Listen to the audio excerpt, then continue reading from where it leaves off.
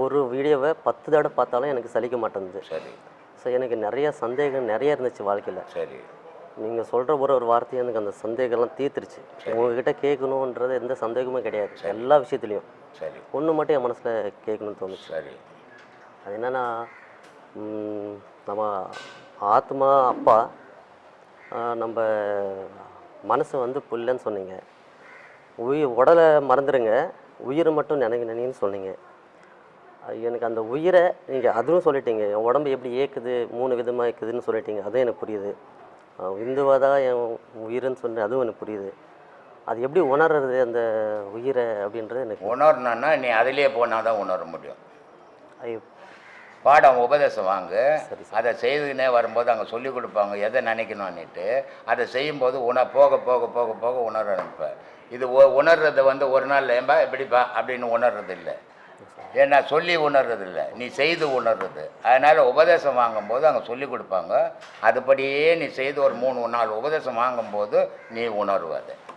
சரி சார். ஒரு நாளில் உணர்ற விஷயம் கிடையாது. அது ஒரு நாள் ஒன்று நான் ஆசைப்படல, அது தெரிஞ்சுக்கலாம். அதுதான் அதை சொல்லிக் கொடுக்குறபடியே நீ போகணும். ஓகே. போகும்போது இது உடலா நான், அப்போ நான்ன்றது எது, என் உயிர்ன்றது எது அப்படின்றது அப்போ தான் தெரியும். ஏன்னா இது எதுவும் இந்த பாருப்பா, இதுதான் இந்த பொருள், இதுதான் இந்த பொருள் எடுத்து காட்ட முடியாது.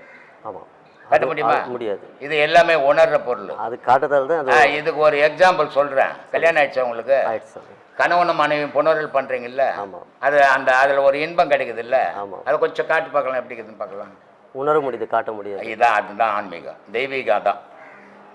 தெய்வீகத்தை வந்து சொல்லவே காட்டவே முடியாது, உணரதான் முடியும். அந்த உணர்றதுக்கு சொல்லி கொடுக்க முடியும். சொல்லி கொடுக்குறபடி போங்க, உணர்வீங்க. சரிங்க சார். அப்புறம் எனக்கு கல்யாணம் ஆயிருக்கு. நீங்கள் சொல்லுவீங்க அது குடும்பத்தை விட்டுட்டு நீ வரக்கூடாது. அது மாதிரி வந்தால் நான் இங்கே சேர்க்கறதே கிடையாது. சரி, சொன்னது எனக்கு தெரியல, நான் விட்டுட்டு வர மாட்டேன். ஏன்னா இந்த பிறவி எனக்கு குடும்பத்தோடு இருக்கணும்னு இருக்கு. இந்த பிறவி இல்லை, 100 பிறவி எடுத்தா கூட குடும்பத்தோட வாழணும். அப்பதான் இன்ப துன்பம் தெரியும். ஆமாம் சாமி, நான் ரொம்ப இன்ப துன்பம். நான் ஏற்கனவே சொல்லிக்கிறேன். எல்லாரும் உட்காருங்க. எல்லாரும் வந்து சாமியாரா போறேன் அப்படின்ட்டு அது ஒன்று மட்டும்தான் தெரியும், குடும்பம் தெரியாது. சில பேர் என்ன பண்ணுவாங்க, எனக்கு கடவுளே வேணாம், குடும்பம் மட்டும்தான் வேணும், கடவுளே தெரியாது. ஆனால் இதில் எப்படி தெரியுமா, குடும்பத்தில் என்னென்ன நடக்கும், என்னென்ன இன்பங்கள் இருக்குது, என்னென்ன துன்பங்கள் இருக்குதுன்னு உணரணும்.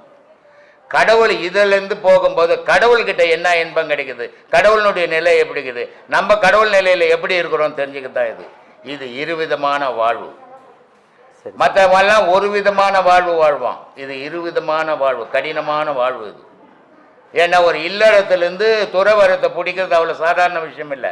எத்த உடனே துறவரம் போயிடலாம், இல்லை எத்த உடனே இல்லறத்தில் இருந்துடலாம். ஆனால் இல்லறத்தில் இருந்து துறவரத்தை நாடுறது அவ்வளோ சாதாரணமான விஷயம் இல்லை, ரொம்ப கடினமான விஷயம். அதுக்கு மனம் பக்குவம் பண்ணணும்னா அந்த பயணத்தை நீ நீண்ட பயணத்தை பயணம் பண்ணணும். பயணம் பண்ணும்போது தான் அந்த மனம் அந்த பக்குவப்படும் போது தான் இல்லறத்தில் இருந்து தான் பண்ணணும். இதை துறவை ஓடி போய் பண்ணுறது இல்லை. நீங்கள் இந்த இமயமலையில் போய் உட்காந்தீங்கன்னா கூட உன் உடல் தான் இமயமலையில் இருக்கும், உன் மனசுலாம் உன் வீட்டில் தான் இருக்கும். அதில் ஒரு பிரயோஜனமே இல்லையா. ஆனால் நீ இருந்த இடத்துலேருந்து உன் பொட்டாட்டி பார்ப்ப, உன் புள்ளியை பார்ப்ப, அப்போ மறந்துடுவேன். உனக்கு அந்த ஞாபகமே வராது பாடம் பண்ணும்போது. ஆனால் நீ வெளியூருக்கு போயிட்டு பாரு, குழந்தை என்ன பஞ்சுன்னு தெரியல, பொண்டாட்டி எங்கே போனான்னு தெரியல, புள்ள என்ன பஞ்சுன்னு தெரியலன்னு யோசிச்சுருந்தா இப்போ தவிர கடவுளை மறந்துடுவேன் நீ. இது மாதிரி தான் நிறைய பேர் மறந்துட்டு சுற்றிங்கிறான் சாமியார் எண்ணி போட்டு. எங்கே இருக்கிறியோ அங்கேருந்து சாதிக்கணும், அதான் சாதனை. ஓடி போகிறது சாதனையே கிடையாது, அது பயம். உங்களை பார்க்கணும்னு ஆசை எனக்கு. சரி, அதனால வந்துட்டு ரொம்ப சந்தோஷம். ரொம்ப தடுங்கலாச்சு, இருந்தாலும் உங்களை ஒரு தடவையாக பார்த்துறோன்னு ரொம்ப சந்தோஷம். வந்துட்டேன், மனசு நிம்மதியாக இருக்குது. ரொம்ப சந்தோஷம். ஒரு இடத்துக்கு போனோம்னா எத்தனையோ தடைகள் வரும், வேறு வேலைங்க வந்துடும் அந்த நேரத்துக்கு. ஆனால் நம்ம மனம் ஒருநிலைப்பட்டு போச்சுன்னா எது இருந்தாலும் இருக்கட்டும், நம்ம இதுதான் முதல்ல பார்க்கணுன்னு முடிவு பண்ணிட்டோம்னா கண்டிப்பாக வந்துடும். இல்லை போகலாம் பார்க்கலாம், இந்த வேலை வந்துடுச்சு, இன்னொரு வாட்டி பார்க்கலாம், இன்னொரு வாட்டி பார்க்கலான்னா திருப்பி பார்க்கவே முடியாது, போயிடும். அதனால் நம்ம எதையுமே நினைக்கக்கூடாது, நினச்சா அதை முடிச்சிடணும். முடிச்சுட்டு அடுத்த வேலைக்கு போனோம்னா நம்ம நினச்சது முடியும். ஆனால் அதை முடிக்காமல் எல்லாத்துலேயும் கால வச்சோம்னா எதுவுமே முழுமையாக முடிக்க முடியாது. சொல்லுமா. உங்களை பார்த்தது எனக்கு சந்தோஷம், ரொம்ப சந்தோஷம், நிம்மதியாக இருக்குது இன்னைக்கு தான். சரி, நிம்மதியாக தான் ஊருக்கு போகிறேன். ரொம்ப சந்தோஷம். கண்டிப்பாக.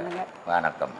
எப்பவுமே வயசு அப்படின்றது உன் உடலுக்கு தான், உள்ளே இருக்கிற உயிருக்கு வயசு இருக்குதா, ஆன்மாவுக்கு வயசு இருக்குதா? அதுக்கு வயசே கிடையாது. இது வரைக்கும் உலகத்தில் அதுக்கு யாருமே வயசு வச்சதில்லை. அதுக்கு வயசை வச்சுட்டா கடவுளுக்கு வயசை வச்சுருவோம். அதனால் அதுக்கு வயசு இல்லை, உடலுக்கு தானே வயசு. இது இளமையும் முதுமையும் சேர்ந்தது தான் உடல். ஆனால் உயிருக்கு இளமையும் கிடையாது, முதுமையும் கிடையாது. அதனால் அதுக்கு வயசே கிடையாது. அதனால் எப்போ ஒன்றாலும் நம்மளுடைய மனம் விரும்பிச்சுன்னு சொன்னால் அதை பாதையில் பயணம் பண்ணுறது தவறு இல்லை. ஏன்னா மனம் பல விஷயங்களை விரும்பும். ஆனால் அதை நல்ல விஷயத்துக்கு கொண்டு வர்றது தான் கஷ்டம். ஆனால் அந்த தெய்வ வழியில் கொண்டு வர்றதுக்கு வயசே தேவையில்லைம்மா. எல்லாரும் வரலாம் அந்த பாதையில். இதில் வர்றது பெரிய விஷயம் இல்லை. எல்லாரும் வராங்க, ஆயிரக்கணக்கான லேடிஸ் வர்றாங்க, லட்சக்கணக்கான ஆம்பளைங்க வர்றாங்க. ஆனால் அதை கடைசி வரைக்கும் கடைப்பிடிக்க மாட்டேன்றாங்க. ஒரு பாடம் 2 பாடம் வாங்கிட்டு அதோட ஏற கட்டின்னு போயிடுறாங்க. அந்த மாதிரி போகும்போது அது ஒரு முழுமை பெற முடியாது. இப்போ ஒரு வீடு கட்ட போகிறீங்க, ஒரு கடைக்கால் போடுறீங்க முதல்ல, அதுக்கப்புறமா ஒரு லெண்டில் மட்டும் கட்டுறீங்க. கடைக்கால் மட்டும் போட்டு விட்டுட்டு நான் வீடு கட்டிட்டுங்கன்னு சொல்ல முடியுமா? இன்றைக்கி ஆன்மீகம் அப்படி தான் போயின்னு இருக்குது. என்ன பேஸ் போட்டு விட்டுட்டு நான் பெரிய ஆன்மீகவாதின்னு முழுமை பெறதே கிடையாது. ஆனால் ஒரு குரு கிட்ட போனால் முழுமையான உபதேசங்களை வாங்கி நம்ம முழுமை பெறும்போது தான் முழுமையான சீடராக மாற முடியும். அப்போ தான் நீ நாளைக்கு மற்றவங்களுக்கு சொல்ல முடியும். அதனால் அந்த மாதிரி முழுமையான உபதேசம் வாங்குங்க. இதுக்கு வயசே தேவையில்லை, மனசு தான் வேணும். மனசு சரியாக இருந்ததுன்னா எந்த வயசுலையும் எதையும் சாதிக்க முடியும். ஆனால் மனசு பலவீனமாக இருந்ததுன்னா சின்ன வயசுலேயே கூட எதையும் சாதிக்க முடியாது. அதனால் மனம்தாம்மா அதுக்கு முக்கியமான பொருள். உலக வாழ்க்கைக்கு மனம், இறைவன் அடையிறதுக்கும் மனம்தான் தேவை. வெளியே பார்க்கும்போது உலகமாக தெரியுது, உள்ளே பார்க்கும்போது இறைவனாக தெரியுது. இந்த மாற்றங்கள் தான் வித்தியாசமாக தவிர, ஆனால் ரெண்டுக்கும் தேவைப்படுறது மனசு தான். அந்த மனசை சீர் பண்ணுங்க, எல்லாருக்கும் உண்டு அந்த அருள். இறைவனுடைய அருள் எல்லாருக்கும் உண்டு. இறைவன்கிட்ட வேற்றுமையே கிடையாது, மனுஷனுடைய மனசில் தான் வேற்றுமை. ஆனால் இது 18 உபதேசம் வாங்குறது அது அவங்க குடும்ப சூழ்நிலையை பொறுத்து இருக்குது. ஏன்னா ஜென்ஸுங்க எங்கன்னா போனோன்னா பொண்டாட்டிக்கிட்ட சொல்லாத கூட அப்போ ஒரு இடத்துக்கு போயிட்டு வரேன்னு கிளம்பி வந்துடுவாங்க இல்லையா? ஆனால் அவங்களே வர பயப்படுறாங்க, பொண்டாட்டி கேட்டுக்குன்னு தான் வராங்க. சில பேர் ஏம்மா போட்டா வேணாமா, நீ சொன்னீன்னாட்டம்மா போவேன் அப்படின்னு சில கணவன்மாரங்கள் வராங்க. ஆனால் கணவனுங்களுக்கு இந்த கதி, லேடிஸ் அப்படி போகவே முடியாது, நினச்ச உடனே போக முடியாது. எங்கேயும் கணவன்கிட்ட சொல்லணும், பிள்ளைங்கிட்ட சொல்லணும், பொண்ணுக்கிட்ட சொல்லணும், அப்பா அம்மா கிட்ட சொல்லணும். இவ்வளோ சிக்கல் இருக்குது. அதுவும் வர்றது வழியே பார்த்து நேரங்காலம் பார்த்து வரணும். ஆம்பளைக்கு அதெல்லாம் கிடையாது, அவனே பயப்படுறான், பொம்பளைங்க பயப்பட மாட்டாங்களா? அதனால் உங்களுக்கு மனசு எது பிடிக்குதோ அதை நாடுங்க, அதுதான் நிம்மதியை தரும். யார் சொல்கிறதையும் கட்டாயத்துக்காக எதையுமே செய்யாதீங்க. செய்தீங்கன்னா உங்களுக்கு நிறைவே கிடைக்காது. அது நான் சொன்னாலும் சரி, கடவுளே சொன்னாலும் சரி, உங்கள் மனசுக்கு எது சரின்னு பார்த்தோ அதை செய்யுங்க. அதுதான் உங்கள் வாழ்க்கைக்கு நிம்மதியை தரும். அவர் சொன்னாருங்க அதனால் செய்துங்க, கடவுள் சொன்னாருங்க செய்யணும், யார் சொன்னாலும் உங்களுக்கு நிம்மதி கிடைக்காது. உங்கள் மனம் சொல்கிறது தான் நிம்மதி கிடைக்கும். அதனால் உங்கள் மனம் சொல்கிறபடி நீங்கள் வாழுங்க. என்ன கஷ்டப்பட்டீங்க? 2 வீலர் மெக்கானிக்காக இருந்து சின்ன வயசுலேருந்து. அதுவா கஷ்டம்? அது கஷ்டம்லாம் அதெல்லாம் நினைக்கல. ஊரா மட்டும் வீட்டில் 4 எருமாட்டை மேய்ச்சின்னு ஒருபடி சோத்து உட்காந்துங்க அந்த நான் அதை விட கஷ்டம் இது. அதெல்லாம் கஷ்டம் உட்படாத ஒரு மனிதனே கிடையாது. அதான் சாமி, எல்லாரும் கஷ்டப்பட்டு வரோம். அந்த பாரு நேத்தெல்லாம் போய் ஷூட்டிங் எடுத்தாரு பாண்டவர் எல்லாம். இப்போ இங்கே உட்காந்துக்கிற துட்டு கோசம் கஷ்டப்பட்டாதான் துட்டு சம்பாதிக்க முடியுது. 2 இடத்துலையா கஷ்டப்படணும். கஷ்டப்படுறவன் தான் மனுஷன், கஷ்டப்படாமல் சாப்பிட்றது மிருகம். சொல்லு. இப்போ அதெல்லாம் எனக்கு நீ என்ன கேட்க வந்த அது சொல்லு. உன் கஷ்டம் எல்லாம் இங்கே தீர்றது சாமி. இல்லை கல்யாணம் ஆனாதான் வாழ்க்கை நடத்த முடியும் அப்படின்னு சொல்லி எல்லாரும் சொல்கிறாங்க. சரி, நான் அதெல்லாம் வேண்டான்னு முடிவு பண்ணி. நீ எல்லாரும் சொன்னால் நான் யாருக்குமே இது சொல்கிறதே கிடையாது. இல்லை சாமி, நான் அதை பற்றி நினைக்கல. நான் சில பேர் என்னை கேட்பாங்க, சாமி நான் கல்யாணம் பண்ணிக்கிட்டான்னு. இல்லை சாமி, நான் வேண்டான்னு அதை நினைக்கிறேன் சாமி. இப்போ நான் அதில் உபதேசத்தில் தனியாக வாழ்ந்து இதில் இருக்க முடியுமா? அதான்பா, நீ தான் முடிவு பண்ணணுமே தவிர இன்னொருத்த முடிவு பண்ணக்கூடாது. இன்னொருத்த முடிவு பண்ணான்னா நாளைக்கு என்ன சொல்லுவ, அவன் கல்யாணம் வானா நீ போ இப்படின்னு சொல்கிறான். நாளைக்கு ஒரு உடம்பு சரியில்லை ஜுரத்தில் படுத்துப்பேன், ஒரு கிளாஸ் தண்ணி கொடுக்க ஆள் இருக்காது. அப்போ என்ன தெரியுமா சொல்லுவேன், நான் அப்போவே கல்யாணம் பண்ணியிருந்தேன், என் பொண்டாட்டி நேற்றுக்கு பிரியாணி பண்ணி கொடுத்துருப்பேன். அந்த ஆள் பேச்சை கேட்டு நான் கல்யாணம் பண்ணிக்கல, குடிக்க கூட தண்ணி கொடுக்கலன்னுவேன். இல்லை கல்யாணம் பண்ணிக்கோ அப்படின்னு சொல்லிட்டான்னு வச்சுக்க, குடும்பத்தில் பொண்டாட்டி தொடப்ப கட்டுன்னு சாத்த ஆரம்பிச்சான்னு வச்சுக்கோ, நான் கல்யாணம் பண்ணிக்க நிம்மதியாக இருந்திருப்பேன், அந்த ஆள் சொந்தாலும் பண்ணின்னு இப்போ உதப்படுறேன்னுவேன். அதனால உன் மனசு என்ன முடிவு எடுக்குதோ அதை செய். எவன் பேச்சும் கேட்காது, நான் என் பேச்சு கூட கேட்காது. கேட்டீங்கன்னா நீ உருப்பட முடியாது. என் பேச்சை கேட்டா கெட்டு போடுவீங்க. ம். உண்மையா சொல்றேன் நான். உங்க மனசு என்ன சொல்றது அதை செய்யுங்க. நான் முழுமையா ஆன்மீகத்துல அவ்வளவுதான். அதை முடிவு பண்ணிக்கின்னு போ. சந்தேகமாவே கேட்காத. சரி சரி.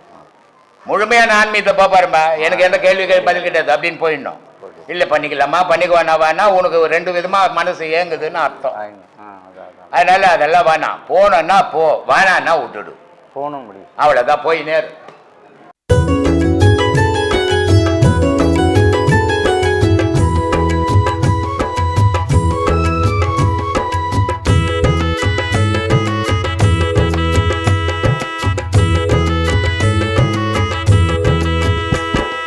நல்ல காலம் பொறந்துடுச்சு நமக்கு, நல்ல காலம் பொறந்துடுச்சு நமக்கு. பிரம்மஸ்ரீயாம் நித்யானந்த பெருமானின் ஆசியாலே, பிரம்மஸ்ரீயாம் நித்யானந்த பெருமானின் ஆசியாலே நல்ல காலம் பொறந்திடுச்சு நமக்கு, நல்ல காலம் பொறந்திடுச்சு நமக்கு.